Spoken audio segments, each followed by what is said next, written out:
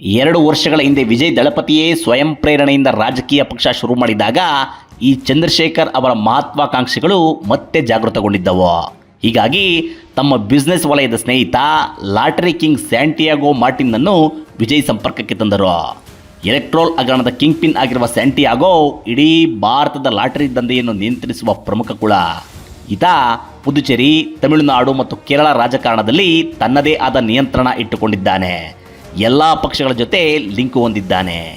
ಮೊನ್ನೆಯ ತಮಿಳುನಾಡು ಚುನಾವಣೆಯಲ್ಲಿ ಈ ಸ್ಯಾಂಟಿಯಾಗೋ ಪತ್ನಿ ಲೀಮಾ ರೋಸಿ ಎಐಎಡಿಎಂಕೆ ಪಕ್ಷದಿಂದ ಲಾಲ್ಗುಡಿ ಕ್ಷೇತ್ರದಲ್ಲಿ ಗೆದ್ದಿದ್ದಾಳೆ.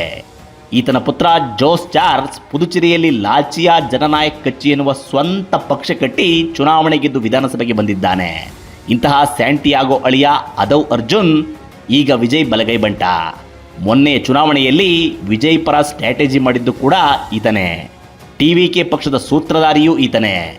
ಇಂತಹ ಕುಟುಂಬವನ್ನು ವಿಜಯ್ ಸಂಪರ್ಕಕ್ಕೆ ತಂದು ಬಾಂಧವ್ಯ ಬೆಳೆಯುವಂತೆ ಮಾಡಿದ್ದು ಚಂದ್ರಶೇಖರ್. ಆದವ್ ಅರ್ಜುನ್ ತನ್ನ ಮಾವ ಸ್ಯಾಂಟಿಯಾಗೋ ಕಡೆಯಿಂದ ದೊಡ್ಡ ಮೊತ್ತದ ಎಲೆಕ್ಷನ್ ಫಂಡನ್ನು ವಿಜಯ್ ಪಕ್ಷಕ್ಕೆ ಕೊಡಿಸಿದ್ದಾನೆ ಎನ್ನುವ ಮಾತುಗಳು ಈಗಾಗಲೇ ತಮಿಳುನಾಡಿನಲ್ಲಿ ಸುತ್ತುತ್ತಿವೆ.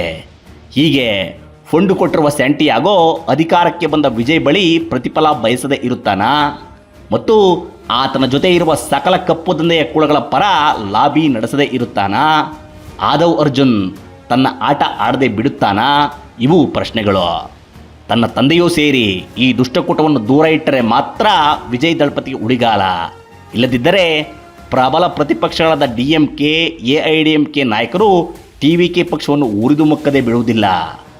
ಏನಾಗುತ್ತದೋ ಕಾದು ನೋಡೋಣ.